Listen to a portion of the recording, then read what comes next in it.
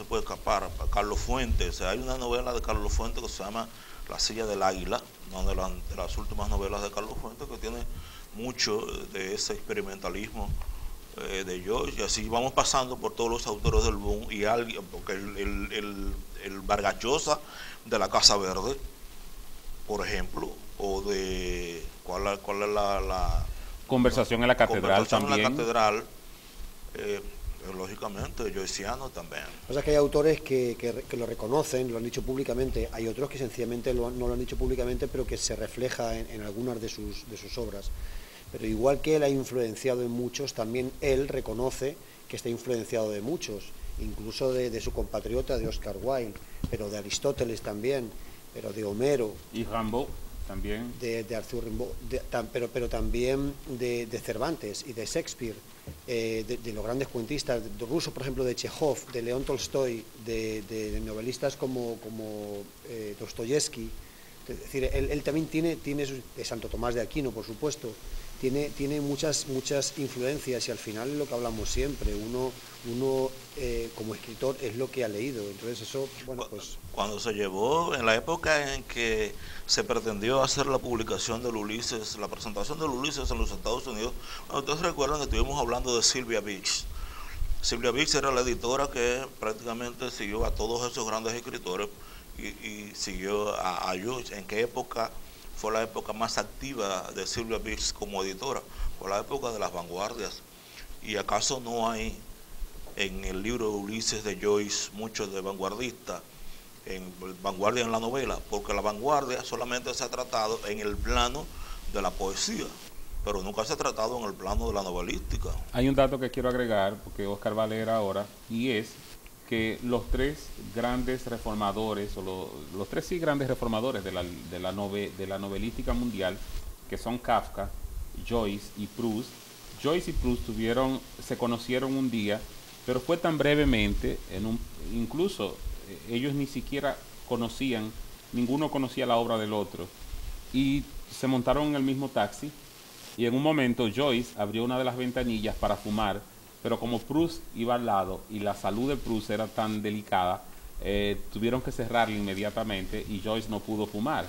Y eso es lo único que se recuerda de cómo se conocieron James Joyce y Marcel Proust, en una fiesta donde estaba Stravinsky y también estaba Pablo Picasso. Pablo Picasso fue invitado. Sí. Y hay una cosa que Joyce fue al sepelio.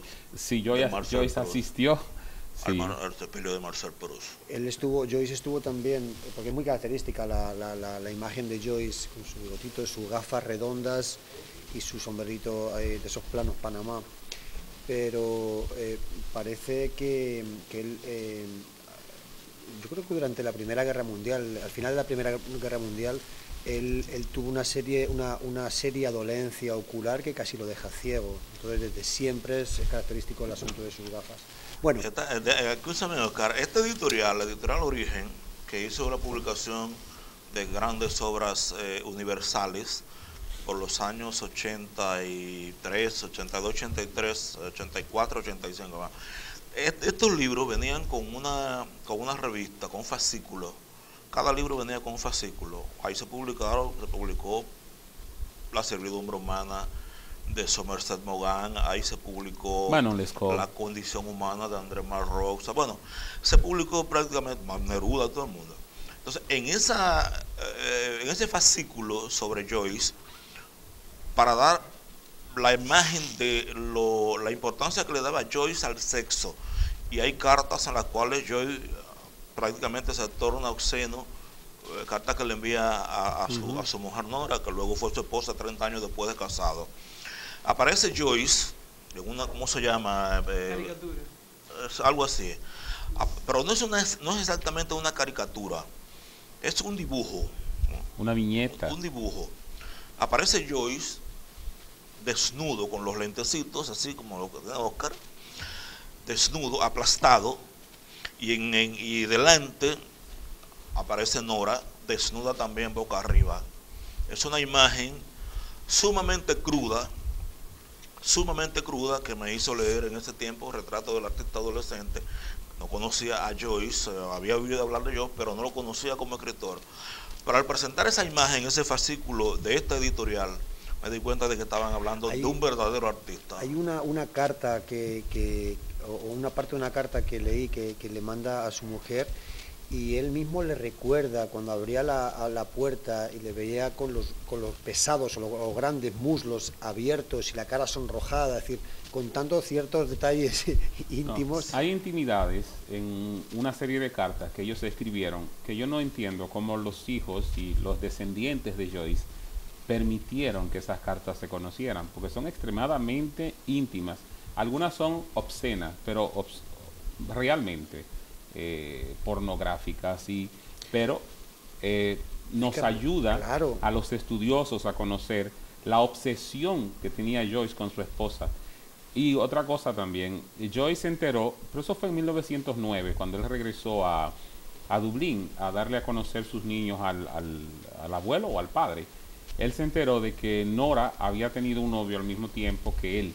Y él le mandó una carta a Nora diciéndole que si los hijos que ellos tenían eran de él o si habían sido del otro hombre. Y hubo una escena terrible porque él estaba aferrado a Nora de un modo extraordinario. O sea, era un amor obsesivo. Él llegó a decirle, si tú me dejas, yo soy capaz de suicidarme. Y cuando ella duraba un día sin escribirle, él andaba como loco por las calles de Dublín. En ese tiempo que él pasó en Dublín, cuando fue a presentarle sus hijos al abuelo de los niños. La primera vez que Joyce va a la casa paterna de Nora es justamente porque un par de supuestos amigos difundieron la noticia de que Nora le estaba siendo infiel y llegaron a escribirle, inclusive diciéndole que vaya a ver, porque Giorgio, que era el hijo de Nora y de Jim, dice, date cuenta de que Giorgio no es hijo tuyo. Giorgio es hijo del amante de Nora. Una infamia.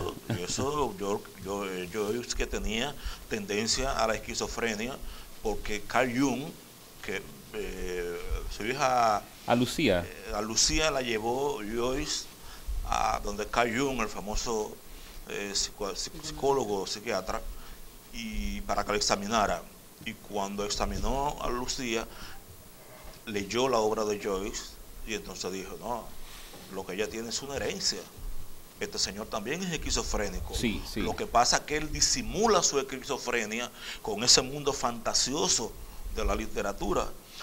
O sea, Joyce era un personaje bastante complicado, esa es la palabra. El asunto de las cartas siempre es interesante.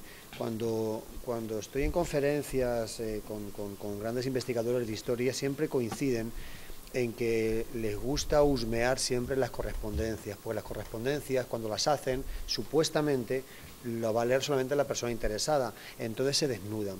Y de esta forma emiten cierta parte de su esencia, de su espíritu, que tal vez no son muy conocidos en ambientes un poco más abiertos o directos como podrían ser sus obras artísticas. Entonces, en este caso, rescatar algunas cartas, como por ejemplo cuando él estaba en Irlanda y su mujer estaba en Trieste, que es una ciudad entre la actual Italia y lo que era Yugoslavia, entonces ahora sería Eslovenia. Que ha cambiado de dueño varias veces, Trieste. Sí, es un puerto que está en el Adriático y está justamente entre los dos países. Entonces, bueno, pues en ese caso, en este momento se hablaba italiano y él había cambiado completamente. Entonces le escribe una carta, voy a leer un fragmento porque es larga y quizá no tenemos mucho tiempo. Dice, querida, la vieja fiebre de amor ha empezado a despertar de nuevo en mí esta noche. Soy el caparazón de un hombre, mi alma está en Trieste. Solo tú me conoces y me amas. Estuve en el teatro con mi padre y mi hermana, una representación desgraciada, un público repugnante. Me sentí, como siempre, un extraño en mi propio país. Si al menos hubiera estado a tu lado, podría haberte dicho al oído el odio y el desprecio que sentí arder en mi corazón. Quizás tú me habrías reprendido, pero también me hubieras comprendido. Me sentí orgulloso de pensar en mi hijo, mío y tuyo, este hermoso muchachito que tú me diste, Nora. Serás siempre un extranjero en Irlanda, un hombre que hablará otra lengua y estará educado en una tradición distinta. Detesto Irlanda y a los irlandeses. A pesar de haber nacido entre ellos, en la calle me miran fijamente. Quizás leen en mis ojos el odio que les tengo. Por todos lados solo veo imagen del cura adúltero y sus sirvientes, y de mentirosas y taimadas mujeres. No es bueno para mí venir a permanecer aquí.